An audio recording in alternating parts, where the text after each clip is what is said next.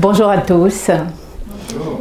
Bon sabbat tout le monde, j'espère que tout le monde va bien puis que vous avez commencé une belle semaine qui s'achève aujourd'hui par le dernier jour de cette semaine. Puis j'espère aussi que vous avez commencé une belle nouvelle année 2022. Pour certaines personnes, vous allez me dire que cette année n'a peut-être pas super bien commencé parce qu'autour de nous, on entend tellement de choses insensées, mais on commence à s'habituer hein, parce qu'on entend pratiquement que les mêmes choses ces temps-ci. Qu'est-ce qui se passe en général lorsque une année commence? Qu'est-ce qui se passe au Nouvel An? Souvent, on fait une introspection. On se regarde à nous-mêmes, puis on essaye de voir en nous qu'est-ce qu'il y a eu, qu'est-ce que nous avons fait comme action, comment avons-nous évolué, qu'est-ce que nous avons réalisé. Et à la suite de ça, on fait un genre de bilan personnel par rapport à notre vie personnelle, notre vie professionnelle, notre vie financière, l'aspect familial de notre vie. On fait notre petit bilan et ça finit par des résolutions. Donc, nous prenons des résolutions. Et qu'est-ce qui se passe avec nos résolutions le plus souvent? Nous ne les tenons pas. Nous n'arrivons pas à tenir ces promesses que nous nous sommes faites à nous-mêmes, en fait, que nous allons réaliser telle ou telle chose, que nous allons... souvent, c'est des très bonnes choses. C'est vraiment des très bonnes choses. C'est des bonnes décisions que nous prenons. Si nous avons des mauvaises habitudes, mais nous prenons la décision de les délaisser. Ceux qui ont une dépendance à l'alcool, aux drogues, à la cigarette, ils prennent la décision souvent, OK, avec la nouvelle année, ben, je vais arrêter de fumer. Avec la nouvelle année, je vais arrêter telle mauvaise habitude alimentaire que j'ai. Avec la nouvelle année, je vais prendre de belles résolutions et je vais, par exemple, commencer à faire du sport. Je vais commencer à m'alimenter sainement. Je vais commencer à faire plus attention aux gens autour de moi. Moi, je me rappelle à un moment donné, je ne sais plus en quelle année, j'avais décidé de garder un contact plus étroit avec les membres de ma famille, la famille éloignée. Je m'étais dit que je vais vraiment le faire. Je vais prendre contact plus souvent, régulièrement. Je l'ai fait pendant quelques temps. Ça a duré quelques jours. Je ne suis même pas sûre que ça a duré un mois. Je ne suis même pas sûre que ça a duré tout le mois de janvier. Puis finalement, je me suis dit, bon, je me suis rendu compte que vraiment, prendre des résolutions, ça ne sert pas à grand-chose parce que ce sont nos décisions. Ce sont nos décisions. C'est des choses qui viennent de nous. C'est notre volonté, en fait, qu'on veut... On veut se surpasser, on veut faire mieux, on veut donner des choses, mais qui viennent de nous. Et ça nous permet de voir à quel point on est limité. On est limité parce que simplement, nous sommes des humains et que ben, un humain, c'est un être qui est faible, c'est un être qui est limité de nature. Puis, ce qui vient de nous, en fait, ne peut pas être bon. Et ce qu'il y a de bon, en fait, qui peut sortir de nous, ne vient pas de nous. Et c'est là qu'on se rend compte qu'on a besoin de Dieu. Qu'on a besoin de Dieu qui peut, à travers nous, réaliser des choses. On se rend compte que toutes les paroles qu'on entend dans la Bible sont vraies. Que toutes les paroles qui disent, par exemple, que sans toi, je ne peux rien faire, par exemple, ce sont des vraies choses. Parce que de nous-mêmes, nous n'arrivons pas à grand-chose. On ne peut pas vraiment réaliser des affaires. Alors, ça nous permet de réaliser nos limites, puis en réalisant nos limites, ça nous pousse à nous tourner vers celui qui pourvoit à tout, vers celui qui nous donne la possibilité, celui qui nous donne des capacités, celui qui nous pourvoit. On se tourne vers lui avec foi, parce que nous savons que nous devons compter sur lui et sur lui seul. Qu'est-ce qu'on fait aussi à la nouvelle année? Bien, on se souhaite des vœux. Bonne année 2022. Puis souvent, ce que j'ai entendu, c'est qu'on se souhaite la santé en premier. Bonne année, prospérité, santé. Quand j'étais petite, je ne comprenais pas ce que ça voulait dire, le mot prospérité. Mais je le répétais. J'étais toute petite, je devais avoir 4 ans, 5 ans, puis j'entendais autour de moi, bonne année, prospérité, santé. Alors moi aussi, je souhaitais aux gens, bonne année, prospérité, santé, sans trop savoir. Mais bon, c'est des formules qu'on se souhaite, on se le dit, c'est un petit peu comme des formules toutes faites qu'on ne croit pas vraiment, qu'on n'entend pas vraiment, qu'on ne le prend pas forcément au sérieux, mais on le fait par politesse. Comme le matin, on se dit bonjour, mais à la nouvelle année, on se dit bonne année. Est-ce que c'est vraiment une nouvelle année? Est-ce qu'il y a vraiment des choses nouvelles quand une année commence? J'ai vu des personnes qui se sont fâchées parce qu'on leur a souhaité bonne année, qui se sont dit, ben là, ça sert vraiment à rien de me souhaiter bonne année. Il y a des fois des gens que je n'ai pas vus depuis un an, des gens à qui je n'ai pas adressé la parole depuis une année, puis au jour de l'an, cette personne me souhaite bonne année. C'est comme, des fois, c'est mal accueilli, c'est malvenu, puisque pour les gens, ça n'a pas vraiment du sens. Est-ce qu'on a vraiment une nouvelle année? Ou est-ce que, plutôt que de voir une nouvelle année, nous ne pourrions pas voir quelque chose de nouveau en nous? Au lieu que ça soit une nouvelle année, pourquoi ça ne serait pas un nouveau nous? Pourquoi nous ne pourrions pas, à partir de cette année, prendre la décision justement de ne plus vouloir faire les choses par nous-mêmes, mais au contraire, de laisser Dieu agir dans nos vies. Parce que c'est Dieu qui a des choses à nous enseigner. C'est lui qui a des choses à nous montrer. C'est lui qui veut réaliser d'énormes choses à nos besoins. Au lieu de nous attarder sur ce que nous pouvons faire, sur les actions que nous pouvons poser, parce qu'on a déjà vu, on prend des résolutions, puis finalement, on ne le fait pas. Au lieu de nous fixer sur ce que nous pouvons faire, je vous propose à vous tous qui écoutez, puis à moi-même, cette année, j'ai commencé, de nous focaliser sur ce que Dieu fait. Pas sur ce que nous faisons, mais sur ce que Dieu fait. Une chose que je vous propose, que j'ai commencé, c'est d'avoir ce que j'appelle un pot de gratitude. Je ne sais pas si vous en avez déjà entendu parler de ça, peut-être oui, peut-être non. Le pot de gratitude, c'est à la fois symbolique, puis c'est vraiment réel, parce que dans le pot va servir en fait de contenant pour pouvoir déposer à chaque semaine. On aurait pu le faire à chaque jour, mais 365 jours dans l'année, ça va être peut-être difficile à chaque jour penser à écrire quelque chose. Mais au moins une fois par semaine. Là, nous sommes à la première semaine encore. Aujourd'hui, c'est le 7e jour, dernier jour de la première semaine du mois de janvier, de l'année 2022 aussi. Cette semaine, j'ai noté quelque chose de bien qui m'est arrivé. Je l'ai noté là-dessus, sur un papier, et je l'ai mis dans mon pot de gratitude. Parce que je ressens de la gratitude envers Dieu, puis je veux le remercier. Parce que ce qui m'est arrivé de bien ne vient pas de moi. Ce qui m'est arrivé de bien n'a pas été fait par un homme, par un humain, mais a été réalisé par Dieu.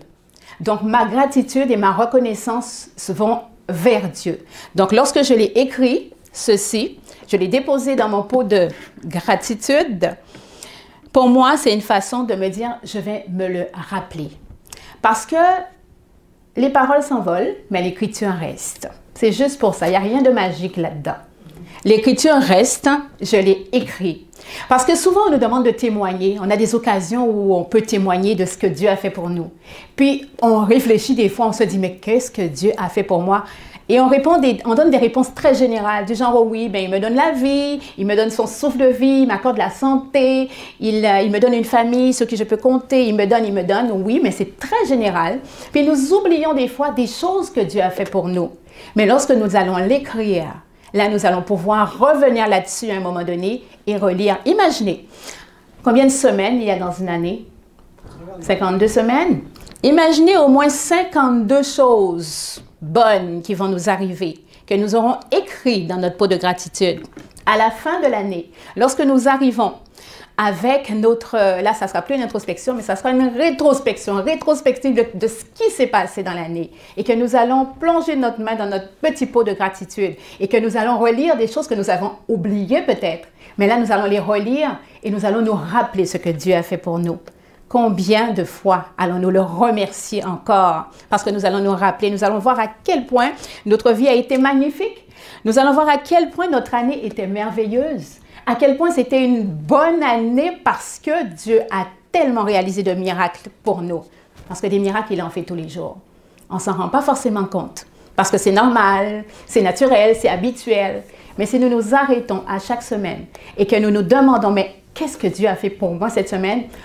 Nous allons voir que c'est des choses magnifiques. Lorsque je l'ai écrit, ce mot, je l'ai écrit seulement hier. Parce que hier, il m'est arrivé quelque chose. J'ai vécu d'abord une expérience de foi, ou plutôt de manque de foi. Une petite expérience de manque de foi où je me suis arrêtée à une parole qui m'a été dite qui aurait pu être décourageante. J'étais en train de faire une démarche et j'ai eu des encouragements pour la démarche. C'est oui, poursuivez ce que vous êtes en train d'entreprendre, etc. Puis à un moment donné, je reçois un message, puis la personne qui m'encourageait a comme mis un genre de frein pour me dire « Oui, mais ce n'est pas encore acquis. Attention, ce n'est pas encore acquis, il faut encore une condition. » En entendant le mot « condition », pour moi, c'était comme « OK, là maintenant, il y a une limite.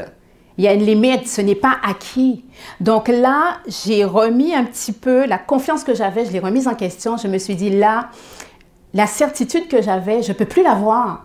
Parce que là, il y a une limite, il y a encore une condition, puis cette condition, je ne suis pas sûre qu'elle a été remplie. Je ne suis pas certaine du tout. Alors, je devais avoir la réponse, en fait, finale, vendredi. Donc, ça s'est passé jeudi soir. Puis, vendredi matin, de bonne heure, je devais avoir comme une réponse qui allait me dire si je devais vraiment avoir confiance, si ce que j'attendais allait pouvoir se réaliser. Et là, vendredi matin, je me suis préparée. Je vous dis, avant tout, j'ai prié. J'ai demandé à Dieu vraiment d'agir parce que j'avais besoin de lui. Je savais que sans lui, je ne pouvais rien faire. C'était perdu d'avance sans lui. Donc, j'ai vraiment prié. Puis, je me suis préparée après la prière. Je me suis préparée, je vous dis, là, dans ma tête, j'ai préparé un genre de plaidoirie. Là, c'était long avec plein d'arguments pour pouvoir convaincre. J'ai dit, il va falloir le convaincre. J'ai prié, Dieu va m'aider, Dieu va me donner les mots qu'il faut. Puis, je vais être capable de convaincre la personne. Alors, vendredi matin, je devais parler à cette personne par téléphone. J'ai pris ma profonde inspiration avant de prendre le téléphone et de l'appeler pour pouvoir parler à cette personne. Et là, je m'apprêtais, là, parce que j'étais prête à déballer tout mon discours. Puis la personne m'a simplement dit, ben, c'est OK. Il n'y a même pas de question. Alors moi, je suis revenue, je ne comprends plus. J'ai dit, mais c'est comme la condition, en fait, est-ce que vous l'avez déjà reçue ou... Il me dit, non, mais vous voulez qu'elle commence quand, en fait? En tout cas, je vais vous raconter les détails peut-être à un autre moment, mais tout ça pour vous dire que là où j'avais de l'appréhension, où j'étais presque sûre que, oh, peut-être que ça ne fonctionnera pas, parce que je ne remplis pas les conditions. Apparemment, non, je ne suis pas sûre de remplir les conditions. Est-ce que Dieu a eu besoin que moi, je remplisse les conditions? Il n'en a pas eu besoin. Il a utilisé la personne qui m'a donné une réponse positive. Cette personne a été utilisée sans même se poser de questions. Normalement, la personne aurait dû vérifier les documents que je lui avais envoyés. Il n'a même pas reçu les documents. Il n'a même pas pris le temps de les regarder, les documents. Il n'a pas pris le temps de les regarder, puis il m'a donné une réponse positive. Comment peut-on interpréter ça? Pour moi, c'est simplement qu'on le sache ou non, qu'on le veuille ou non, Dieu utilise qui il veut pour accomplir ce qu'il veut, pour qui il veut. Amen. Et là, ce que j'ai réalisé, j'ai juste dit « Amen, gloire à Dieu ». Puis à côté de moi, à ce moment-là, il y avait un petit garçon de 2 ans. Puis je l'ai pris, il y avait juste lui là, c'était le seul public que j'avais là, il n'y avait personne d'autre autour de moi. C'était le petit garçon de 2 ans, puis un petit garçon qui, c'est un petit garçon autiste qui n'a pas vraiment, il ne réalise pas forcément tout ce qui se passe parce qu'il est dans son monde à lui. Il est dans son monde à lui, mais j'ai dit, là, tu vas venir, là, parce que là, j'ai besoin de quelqu'un. Puis je l'ai pris dans mes bras. Je l'ai serré dans mes bras, puis je l'ai vraiment dit, j'ai dit, est-ce que tu te rends compte de qu'est-ce qui arrive? Je sais qu'il ne me comprend pas, mais il souriait, puis il avait l'air très content. Il avait l'air très heureux. Même lui, Dieu l'a utilisé pour dire, bon, manifeste ta joie avec lui, là, c'est lui qui est présent. Donc, c'est vraiment ça qui est arrivé. Ça m'a permis de réaliser que Dieu fait des choses vraiment extraordinaires. Quand il prépare quelqu'un, on voit que les œuvres, lorsque la Bible parle qu'il a préparé des œuvres d'avance pour que nous puissions les accomplir, bien ça c'est vraiment la preuve que Dieu a préparé ces œuvres d'avance pour que nous puissions simplement les accomplir sans même savoir comment ça se passe. Alors, je viens avec l'histoire d'Élie et de la veuve de Sarepta. Je vais essayer de vous résumer l'histoire brièvement. Avant de rencontrer la veuve de Sarepta, je vais faire un petit retour en arrière pour voir ce qui s'est passé avec Élie. Élie, c'était un prophète de l'Éternel, prophète de Dieu en Israël, qui vivait au moment où le roi Akab était le roi, mais un mauvais roi idolâtre qui faisait des choses, les pires choses que les autres rois avant lui qui avaient fait des mauvaises choses n'avaient faites. Donc, c'était le roi Akab qui était présent à ce moment-là et Dieu a donné à Élie, son prophète, un message pour aller apporter au roi Akab et lui le prévenir qu'il allait y avoir une sécheresse, mais une grande sécheresse, qui allait durer très longtemps, qui allait durer des années. Et savez-vous que lorsque on vient avec une bonne nouvelle, on est bien accueilli, mais lorsqu'on vient avec une mauvaise nouvelle, on risque de se faire taper dessus, même si on fait que porter le message. En étant le messager, ce n'est pas nous qui sommes responsables, mais Élie a été considéré vraiment comme la personne, le porteur de mauvaises nouvelles, l'oiseau de mauvais augure. Donc Dieu l'a protégé en l'envoyant se cacher près d'un torrent.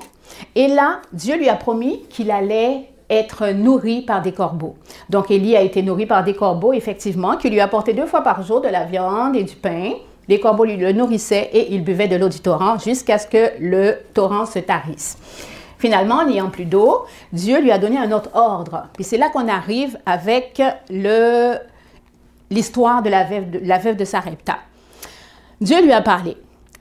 Alors la parole de l'Éternel lui fut adressée en ces mots. « Lève-toi et va à Sarepta, qui appartient à Sidon, et demeure là. Voici, j'y ai ordonné à une femme veuve de te nourrir ou de te donner à manger. » En tout cas, je ne vais pas lire tout ce qu'il y a, mais vous faire le résumé de ce qui s'est passé plutôt. Donc, Dieu lui donne un ordre. On voit qu'il y a de l'action dans ce que Dieu lui demande. Dieu lui demande de se lever et d'aller. Va et lève-toi. Donc, Élie, est-ce qu'on peut considérer qu'Élie, c'est un homme de foi? Oui. Élie, c'est un homme de foi. C'est un homme qui vit complètement par ce que Dieu lui dit, avec confiance, avec une foi profonde. Élie vient de vivre une expérience avec les corbeaux où il a expérimenté que Dieu pourvoit, que lorsque Dieu ordonne, il donne aussi les moyens. Donc, Dieu lui avait ordonné de quitter, d'aller se cacher à un endroit, puis Dieu a permis que les corbeaux le nourrissent et qu'il trouve de l'eau du torrent. Donc, Élie avait vraiment cette force parce qu'il venait de vivre avec Dieu une expérience vraiment enrichissante, une expérience vraie et profonde où il a vu Dieu agir avec puissance. Donc, Élie est arrivé avec beaucoup de foi. Lorsque Dieu lui dit « va », il lui dit « lève-toi et va ». Il lui donne l'ordre d'aller. On voit qu'avec sa foi, il y a aussi des œuvres qui vont y aller. Parce que Dieu compte sur la foi d'Élie pour que Élie lui obéisse. Et qu'est-ce que Élie fait? Bien, effectivement, il écoute Dieu, il se lève et il va à Sarepta. Donc, il quitte Israël, il quitte le pays où il est avec son peuple, avec le peuple de son Dieu, puis il s'en va vers un endroit où il doit rencontrer une païenne. Puis cette païenne, c'est une veuve. Donc, une veuve, ça signifie que c'est une femme qui n'a plus son mari et c'est une veuve qui a un enfant. Donc, il va vers une veuve, il ne s'est pas posé de questions, il n'a pas demandé à Dieu, mais pourquoi je dois aller vers une veuve qui doit me nourrir? Probablement qu'Élie s'est dit qu'elle est veuve, peut-être que c'est une veuve qui a des moyens, qui possède des choses qui pourraient le nourrir parce qu'Élie devait rester chez elle demeurer chez elle pendant quelque temps. Dieu lui a demandé d'y demeurer pendant quelque temps. Donc, probablement qu'il s'est posé des questions ou on ne le sait pas, la Bible ne le précise pas. Donc, Élie, il est arrivé chez cette femme, puis il l'a trouvée en train de transporter du bois. La femme allait préparer son repas. On se rend compte en lisant l'histoire dans la Bible que c'était son dernier repas qu'elle allait préparer. Mais là, elle ne l'a pas tout de suite dit à Élie parce qu'Élie lui a demandé de l'eau. Ça nous rappelle un petit peu l'histoire de Jésus qui a demandé de l'eau à la Samaritaine. Jésus est allé aussi près du puits de Jacob, il a demandé à la Samaritaine, « Donne-moi à boire ». Là, Élie, un petit peu comme Jésus l'avait fait, demande à cette femme, cette veuve, de lui donner à boire. Donc la femme, elle y va, elle lui apporte à boire. Ensuite, Élie lui demande une autre chose. Élie lui a demandé de lui donner du pain.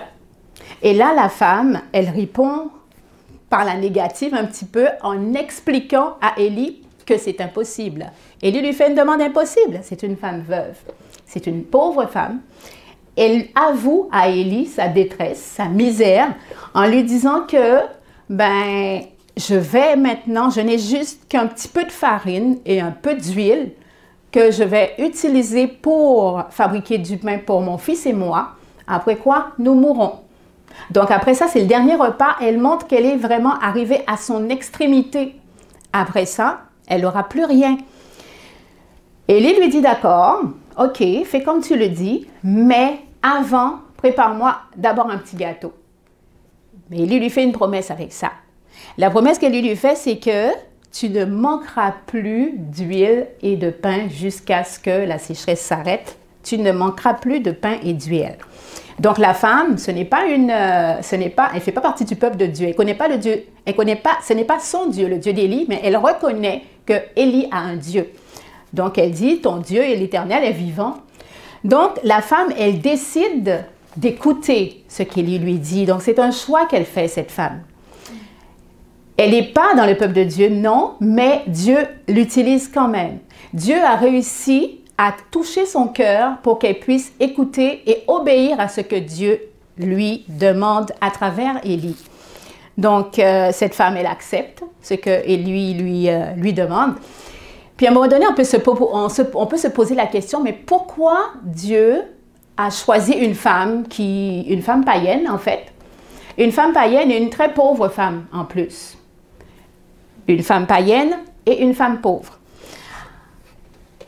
Pourquoi Dieu choisit une païenne? La leçon qu'on pourrait en tirer, c'est que nous, souvent, en tant que croyants, en tant que chrétiens, nous pouvons croire que nous sommes un peuple élu, qu'il va se passer des choses pour nous, entre nous, que Dieu va nous utiliser les uns avec les autres, les frères avec les sœurs, Dieu va nous utiliser les uns avec les autres pour pouvoir nous entraider. Et que les bénédictions de Dieu sont pour ceux qui le connaissent et ceux qui le craignent. Mais là, cette histoire nous prouve que Dieu n'a pas de limite, que Dieu ne fait exception de personne et que les bénédictions qu'il a pour quelqu'un qui le connaît, pour quelqu'un qui l'aime, il a les mêmes bénédictions pour quelqu'un qui ne le connaît pas. Et c'est une façon pour lui de se dévoiler, de se révéler, de montrer sa bonté à quelqu'un et de toucher son cœur. Cette femme a eu le cœur ouvert. Elle a eu le cœur ouvert pour recevoir la bonté de Dieu, pour recevoir ce miracle dont elle a vraiment bénéficié par la suite, parce qu'après, son pain, son huile, sa farine se sont renouvelées et elle n'en a pas manqué. Élie, de son côté, a obéi à Dieu. Il aurait pu penser qu'il s'était trompé de veuve. Il aurait pu penser, ben Dieu a dû se tromper, ou bien moi je me suis trompée, c'est pas auprès d'elle que Dieu m'a envoyé parce qu'elle n'a rien. Mais Élie savait que Dieu, c'est le Dieu de l'impossible. Quelqu'un qui n'a rien, ça n'empêche pas à Dieu de permettre qu'elle donne. Là, pendant que je vous le dis, je me rappelle le miracle des poissons et du pain avec cet enfant que Dieu l'avait utilisé pour qu'il donne ce qu'il avait, son peu de nourriture, pour que Jésus puisse le multiplier et en donner à toute une foule. Pour moi, c'est la même chose. Dieu n'a pas besoin de l'abondance pour donner de l'abondance. Il est créateur. Et s'il a été capable de créer à partir de rien, à partir d'une petite chose, il peut renouveler à l'infini. Et de la même manière, ses bontés peuvent se renouveler chaque jour. C'est pour ça que je reviens avec mon petit pot de gratitude. Les bontés de Dieu qui peuvent se renouveler chaque jour, c'est toutes les choses qu'il peut faire pour nous, pas seulement les choses matérielles, mais toutes les bontés, la beauté de cœur qu'il peut nous donner pour faire de nous quelqu'un de nouveau à chaque jour. Quand je parle de nouvelle année, au nouveau nous, ça peut être le nous que Dieu renouvelle à chaque jour, en mettant en nous ce qu'il y a de plus beau, en faisant de nous ce qu'il y a de meilleur à chaque jour. Il n'y en a jamais trop. Ça déborde. Les bénédictions de Dieu débordent. Comme cette cruche, comme cette farine qui finissait plus, qui a débordé sur les gens qui n'étaient même pas dans le peuple de Dieu. Les bénédictions de Dieu débordent. Donc cette année 2022, les bénédictions de Dieu vont déborder. Écrivons à chaque semaine, qu'est-ce que Dieu a fait qu'est-ce qu'il y a de plus beau qui nous est arrivé? Parce qu'il y en aura plein. Mais pourquoi pas choisir juste la plus belle chose à chaque semaine qui nous est arrivée, la noter, l'écrire puis la poser pour qu'à la fin, nous puissions vraiment regarder toutes les bontés de l'Éternel. Donc, c'est toutes des choses pour moi qui vont faire que l'année va être ce qu'elle est, mais que nous allons voir à quel point Dieu est capable de nous renouveler. Nous allons voir à quel point il est capable de faire de nous une personne merveilleuse qui va être une bénédiction pour les autres. Regardez comment cette femme a été capable d'être une bénédiction pour Élie. Cette femme, elle ne savait pas que Dieu allait faire de quoi avec elle. Élie savait ce que Dieu allait faire. Dieu s'est adressé à lui. Dieu lui a dit, va, lève-toi et va. Et Dieu lui a donné des directives. Mais cette femme, qu'est-ce que Dieu lui a dit à elle? Elle ne savait pas ce que Dieu avait l'intention de faire. Et pourtant, Dieu l'a quand même fait et Dieu l'a utilisé. Dieu a utilisé les corbeaux pour nourrir Élie. Ensuite, Dieu a utilisé la veuve de Sarepta pour nourrir Élie. La femme ne le savait pas. Ça nous montre à quel point nous allons avoir autour de nous des personnes qui vont nous aider et on ne soupçonnerait même pas cette personne d'être capable de le faire. Qu'est-ce que nous devons apprendre comme leçon là-dedans? Que ce n'est pas la personne qui l'a fait, mais que c'est Dieu qui l'a fait à travers cette personne. Dieu va utiliser les gens autour de nous pour réaliser ses desseins à lui. Et nous ne devons pas avoir d'inquiétude. J'ai noté des versets en rapport avec ça. Parce que tout ce qui va nous arriver est prévu d'avance d'une certaine façon par Dieu, parce qu'il fait concourir toutes choses à notre bien, mais aussi il ne laisse rien au hasard. Tout ce qui nous arrive, c'est parce que Dieu l'a voulu que ça nous arrive. Et nous n'avons pas besoin de nous inquiéter. Donc, j'ai quelques versets à partager avec vous. Dans Philippiens 4, versets 6 et 7, il est dit, « Ne vous inquiétez de rien, mais en toute chose, faites connaître vos besoins à Dieu par des prières et des supplications, dans une attitude de reconnaissance. Et la paix de Dieu, qui dépasse tout ce que l'on peut comprendre, gardera votre cœur et vos pensées en Jésus-Christ. » Un autre verset, Matthieu 6, verset 34. « Ne vous inquiétez donc pas du lendemain, car le lendemain prendra soin de lui-même. À chaque jour suffit sa peine, un jour à la fois. Ne t'inquiète pas aujourd'hui de ce que tu vas manger demain. Ne t'inquiète pas aujourd'hui de ce qui va t'arriver demain, parce que souvent, ce qu'on appréhende, qu'on pense qu'il va nous arriver, ne nous arrive même pas. Ça m'est arrivé de nombreuses fois, d'appréhender quelque chose, puis de dire, oh là là, ça va arriver, puis ça n'arrive pas, parce que Dieu a déjà changé le cours des choses. Et souvent, nous empêchons Dieu d'agir par notre manque de foi, par notre inquiétude, par toutes ces pensées négatives que nous avons c'est un manque de foi, en fait, qui empêche Dieu d'agir dans nos vies. Regardez les oiseaux du ciel. Ils ne sèment ni ne moissonnent, ils n'amassent rien dans les greniers. Et votre Père céleste les nourrit. Ne valez-vous pas beaucoup plus qu'eux? Les oiseaux du ciel, ils ne sèment rien, ils préparent rien, ils n'ont pas de réserve. Est-ce qu'ils manquent de nourriture? Non, ils ne manquent de rien. Et vous, ne valez-vous pas mieux que les oiseaux du ciel? Pourquoi nous avons-nous peur de manquer de quoi que ce soit? Pourquoi nous avons-nous peur de ce qui va nous arriver demain? Là, c'est un verset avec lequel je voudrais terminer. Je vais terminer avec ce verset parce que voir les compassions de Dieu, voir son amour, voir ses bénédictions et savoir que ça n'a pas de fin. C'est une source intarissable. C'est une source intarissable. Une année, 365 jours, combien de... On a dit qu'il y a 52 semaines. Combien y a-t-il de minutes dans une année? Combien y a-t-il de secondes dans une année? Il y en a qui ont fait le calcul. Moi, je ne l'ai pas fait. Mais il y en a. Pour vous dire qu'à chaque seconde, les bontés de Dieu se renouvellent. C'est une source intarissable. Lorsque Dieu nous dit qu'il est avec nous, qu'il est capable de prendre soin de nous porter dans ses bras, c'est une réalité. Lisons ce verset. Ses compassions ne sont pas à leur terme. Ses compassions ne sont pas à leur terme. Elles se renouvellent chaque matin. Oh, que ta fidélité est grande. Ses compassions ne sont pas à leur terme. Donc la compassion de Dieu est présente. Son amour pour nous, sa miséricorde, sa fidélité, sa bonté se renouvellent chaque jour. Et nous aussi, il nous renouvelle. Il veut faire de nous quelqu'un de nouveau à chaque fois. Il nous transforme. Si je reviens à l'histoire de la veuve, au début, on voit lorsque Élie lui pose la question et lui demande de lui donner à manger, d'aller lui préparer de quoi manger, sa première réponse a été négative parce qu'elle était consciente que c'était impossible.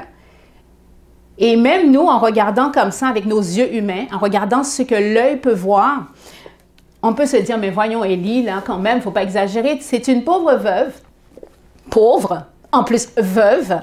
Élie, c'est un homme vaillant, en santé. Il vient demander à manger à cette pauvre veuve. Avec nos yeux humains, en voyant ce qui est devant nous physiquement, on trouve que ça n'a pas trop de sens. Mais la femme aussi a trouvé que ça n'avait pas trop de sens. Et effectivement, quand on regarde juste comme ça n'a pas trop de sens. Donc, elle a dit non, que c'est impossible. Moi, j'ai pour mon fils et moi, puis c'est tout. Après quoi, nous allons mourir, on n'a rien d'autre, mais j'en ai pas pour toi. En gros, c'est ça. Mais qu'est-ce qui s'est passé? Il y a eu un changement. Elle a changé. Lorsqu'Élie lui a parlé, elle a changé d'avis lorsqu'Élie lui a dit la parole de Dieu. La parole de Dieu, c'était une promesse. La promesse, c'était que mes bontés, mes compassions ne sont pas à leur terme, mais elles se renouvellent chaque matin. Ton huile, ta farine ne sont pas à leur terme. Ils vont se renouveler chaque matin. C'est ça le message de Dieu. C'est ça la parole de Dieu qu'Élie lui a adressée. Et qu'est-ce que la parole de Dieu a eu comme effet sur cette femme? La parole de Dieu l'a touchée et la parole de Dieu l'a transformée. La parole de Dieu a fait d'elle une nouvelle elle. La parole de Dieu l'a transformée. Elle a changé d'idée. Ça nous rappelle la conversion, hein? Lorsqu'on se convertit, on est converti, Dieu nous change. La personne qu'on est n'est plus. C'est comme s'il y a une nouvelle créature qui naît. Bien, cette femme, elle a changé complètement de mentalité, d'attitude. Elle a changé, elle a été transformée par la parole de Dieu. Parce que les promesses de Dieu se réalisent toujours. Lorsque Dieu nous fait des promesses, ces promesses sont toujours certaines. Donc, c'est là que nous voyons que ce que Dieu a fait à travers cette histoire, ce sont beaucoup de choses qui sont des exemples pour nous. Nous pouvons prendre en exemple beaucoup de choses, que ce soit de la part d'Élie, que ce soit de la part de la femme, ce qui leur arrive à chacun d'eux. Ce sont des exemples pour nous qui montrent à quel point Dieu agit et à quel point Dieu peut faire de nous quelqu'un de nouveau. À quel point, quel que soit ce qui nous arrive, les circonstances de la vie, qu'elles aient l'air difficiles, qu'elles aient l'air compliquées, que chaque jour, les bontés de Dieu se renouvellent. Que chaque jour, ses compassions ne sont pas à leur terme, mais se renouvellent chaque jour. Donc, quel que soit ce qui nous arrive, au lieu de se décourager, au lieu de penser que c'est tellement difficile puis qu'on n'a plus envie de continuer, c'est pas grave si nous, on n'a plus la force de continuer. Parce que Dieu, il est là. Et il prend la relève quand on lui laisse, en fait, la place. Il fait pour nous ce que nous ne sommes pas capables de faire. Et lui, ses résolutions, il est capable de les tenir contrairement à nous. Lorsque Dieu nous promet des choses, il les réalise toujours. Alors que nous faisons des promesses que nous ne pouvons pas tenir. Mais Dieu est capable. Donc, à chaque jour, remettons en lui toute notre confiance et permettons à Dieu de réaliser à travers nous des grandes choses. Parce qu'il a en réserve des bénédictions infinies pour chacun de nous. Ayons confiance en lui. Donc, on est arrivé à la fin de cette histoire que j'espère sera de nature à nous toucher et à nous transformer parce que la parole de Dieu transforme. Donc, que cette parole puisse vraiment toucher nos cœurs et nous transformer. Amen.